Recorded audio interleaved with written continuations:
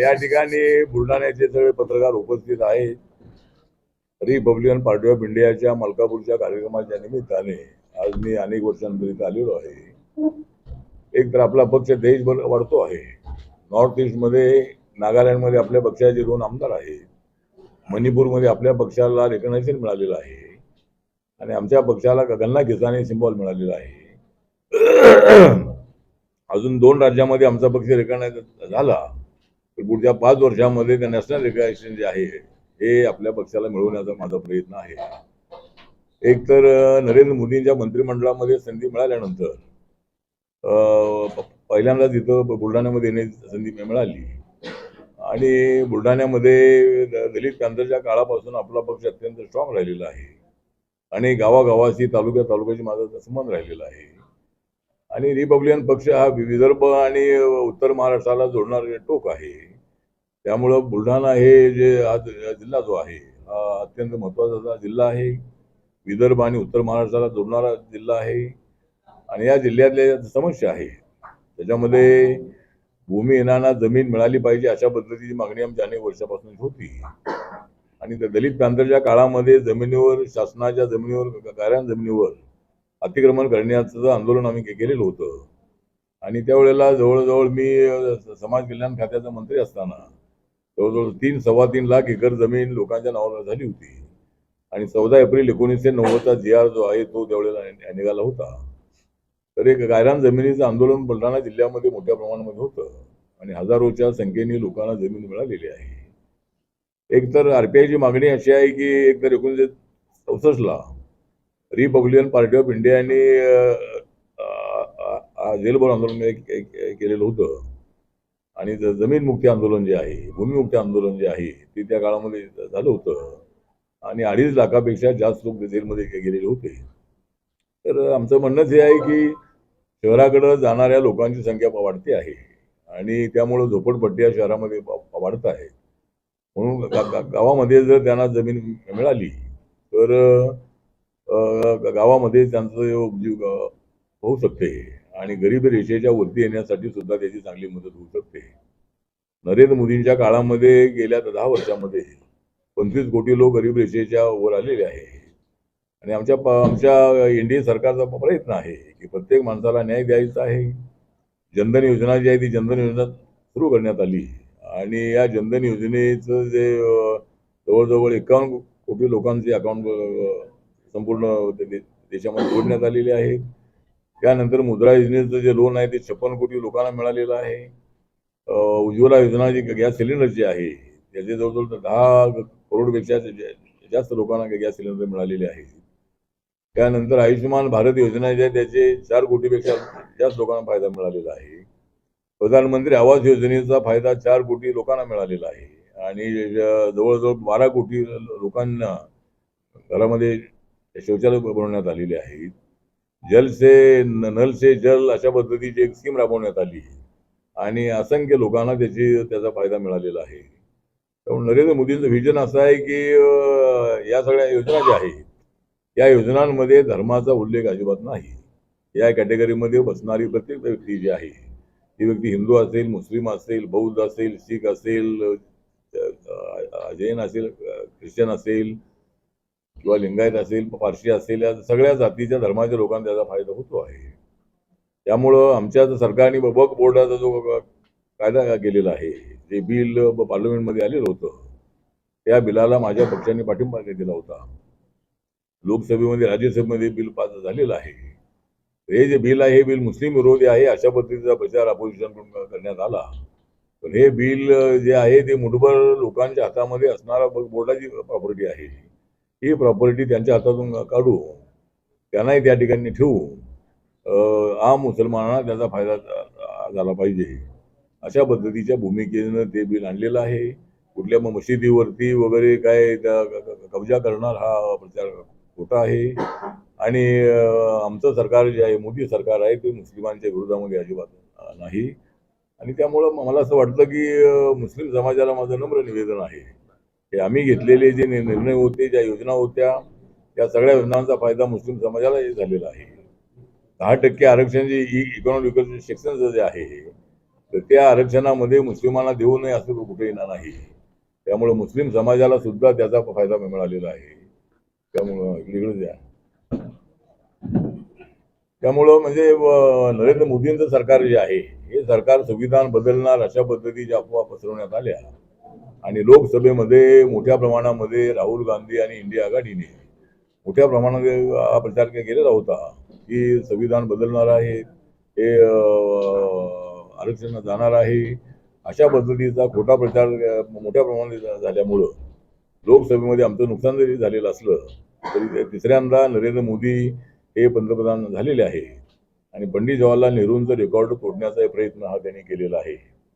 नरेंद्र मोदी ज्यावेळेला चौथ्या वेळेला मुख्यमंत्री प्रधानमंत्री बनतील त्यावेळेला सुद्धा देशातल्या सगळ्या प्रधानमंत्र्यांचं रेकॉर्ड जे आहे हे तोडण्याचा एक मोठा विक्रम जो आहे हा नरेंद्र मोदींच्या माध्यमातून होणार आहे.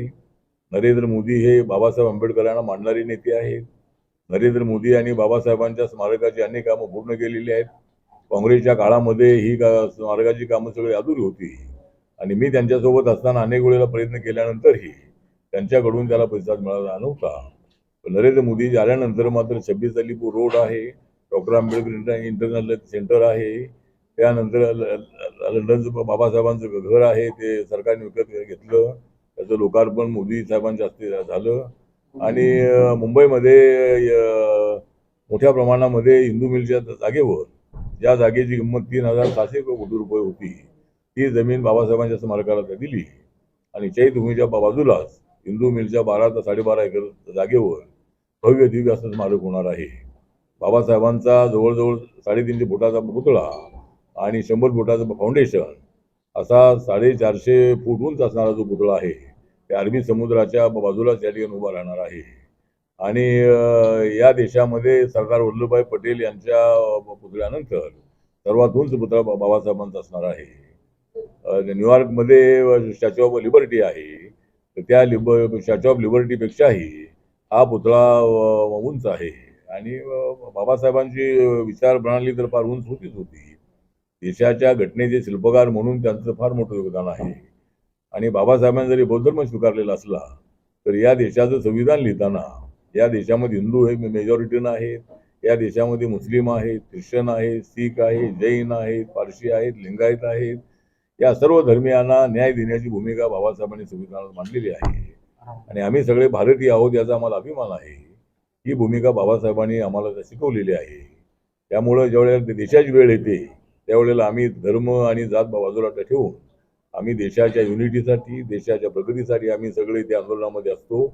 त्यामुळं बाबासाहेबांची एक व्यापक जी दृष्टी होती त्याप्रमाणे त्यांनी या देशाचं संविधान लिहिलेलं आहे. संविधान सभेनं जरी हे संविधान तयार केलेलं असलं तरी बाबासाहेबांचा सर्वात यामध्ये मोलाचा वाटा आहे आणि बाबासाहेब आंबेडकर हे सर्व जाती धर्माच्या लोकांना न्याय घेणारे होते.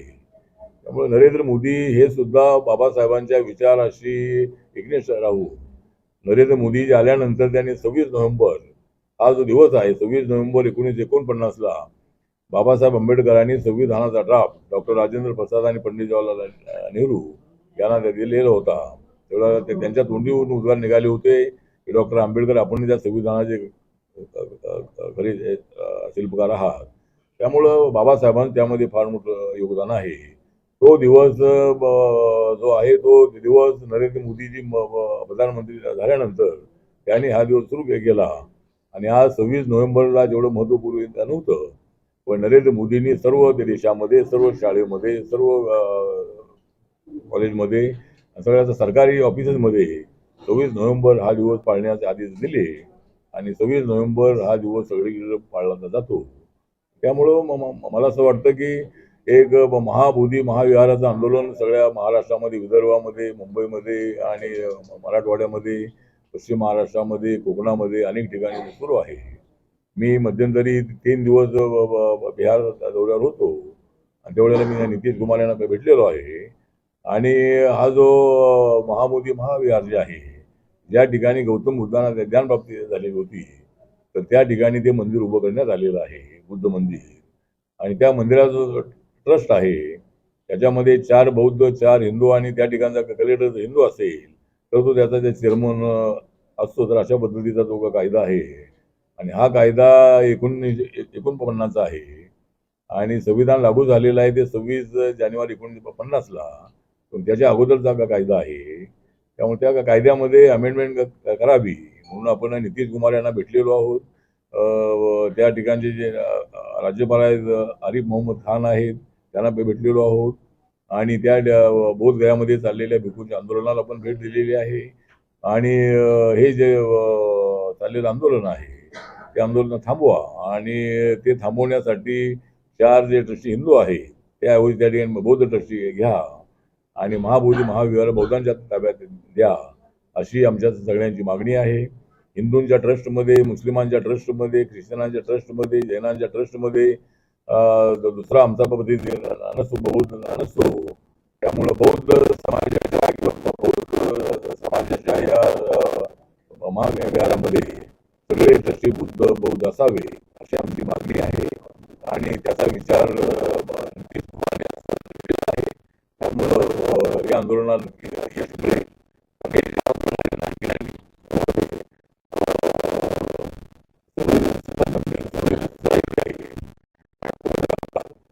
आंदोलनाला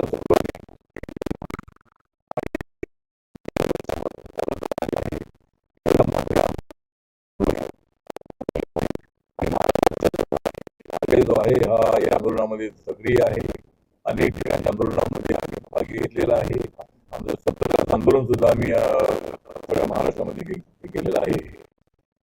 हे महाबोधी महाविहार जे आहे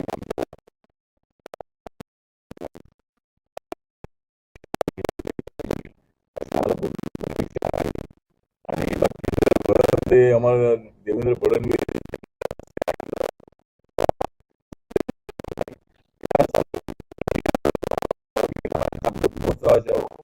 वर्षामध्ये घर घर संविधान अशा पद्धतीचं एक योजना सुरू केलेली आहे आणि प्रत्येकाच्या घरामध्ये, मग तो कुठल्याही जाती धर्माचा असो, त्या प्रत्येक घरामध्ये जिल्ह्यामध्ये संविधान वाटण्याचा कार्यक्रम सुरू आहे आणि अनेक ठिकाणी संविधान जे संविधान मंदिर जे आहे, संविधान सभागृह जे आहे, हे सुद्धा अनेक ठिकाणी उभा करण्याचा प्रयत्न राज्य सरकारचा आहे. त्यामुळं देवेंद्र फडणवीस यांचं सरकार आहे, हे सरकार अत्यंत ॲक्टिव्हपणे काम करत आहे आणि त्यांच्याकडे आमची हीच मागणी आहे की आम्हाला भूमिहीनांना 5 एकर जमीन देण्यासाठी एक एक्सपर्ट समिती नेमावी आणि त्या समितीनं या महाराष्ट्राचा अभ्यास करावा आणि गावागावामध्ये जे भूमिहीन लोक आहे त्या भूमिहीन लोकांना 4-5 एकर जमीन देण्याचा जी आमची मागणी आहे. तर किती या देशामध्ये सरप्लस लँड आहे, आपल्या देशामध्ये जवळजवळ 20 कोटी एकर जमीन जी आहे वॅकंट लँड आहे. त्यामुळे ही जी जमीन आहे ती जमीन आम्हाला मिळावी. आम्हाला म्हणजे जे भूमिहीन आहे ती कुठल्याही जातीची असो. त्यानंतर विदर्भामध्ये झुडपी जंगलाची मोठी अनेक हजारो एकर जमिनी आहे. तर त्या झुडपी जंगलाच्या जमिनीमध्ये मोठं झाड येत नाही आहे. त्यामुळं त्या जमिनी ज्या आहेत त्या जमिनी कसण्यासाठी द्याव्यात अशा पद्धतीची आपली मागणी आहे. त्यासाठी मी दिल्लीलाही प्रयत्नशील आहे. अशा पद्धतीने अनेक प्रश्नांवर जे झुगीत झोपडीमध्ये राहणारे जे लोक आहेत त्यांना पक्कं घर देण्याच्या संबंधातला निर्णय जो आहे तो केंद्र सरकारने घेतलेला आहे. राज्याची रमाई योजनाही सुरू आहे आणि अनेक ठिकाणी जी कच्ची घराचे झोपडे आहेत त्या ठिकाणी पक्की घरं देण्यासाठी खेड्यामध्ये 1.5 लाख रुपये आणि टाऊनमध्ये 2.5 लाख रुपये आम्ही देतो आमच्या प्रधानमंत्री आवास योजनेचे आणि आता 3 कोटी लोकांना बजेट मंजूर करण्यात आलेलं आहे आणि अनेक ठिकाणी लोकांना पक्कं घर या निमित्तानं मिळणार आहे. अशा अनेक जे प्रश्न आहेत त्या प्रश्नांसाठी माझा पक्ष ॲक्टिव्ह आहे. माझ्या पक्षाच्या शाखा देशाच्या सर्व राज्यामध्ये आहेत. अंदमान निकोबारमध्ये, लक्षद्वीपमध्ये, दादरा नगर हवेलीमध्ये, दीव दमनमध्ये आणि नॉर्थ ईस्टमध्ये आसाम आहे, मेघालय आहे, मिझोराम आहे, अरुणाचल आहे, त्रिपुरा आहे, सिक्कीम आहे, नागालँड आहे. अशा सर्व राज्यामध्ये माझा पक्ष मी नेलेला आहे आणि मी बाबासाहेबांचा रिपब्लिकन पक्ष जो आहे शेवटच्या रक्ताचा थेंब असेपर्यंत मी रिपब्लिकन म्हणूनच मी राहणार आहे आणि म्हणून मी रिपब्लिकन, सर्वजण रिपब्लिकन अशी भूमिका आपली आहे. त्यामुळं आम्हाला दुसरं नाव देऊन काम करण्याची आवश्यकता अजिबात नाही.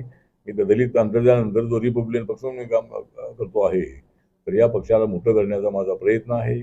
दलितांचे गोरगरिबांचे प्रश्न सोडवण्याचा आपला प्रयत्न आहे आणि त्यासाठी माझे कार्यकर्ते जे आहे ते माझ्या पाठीशी, त्यांना सत्तेचा काही जरी वाटा मिळाला नाही तरी ते माझ्यासोबत आहेत.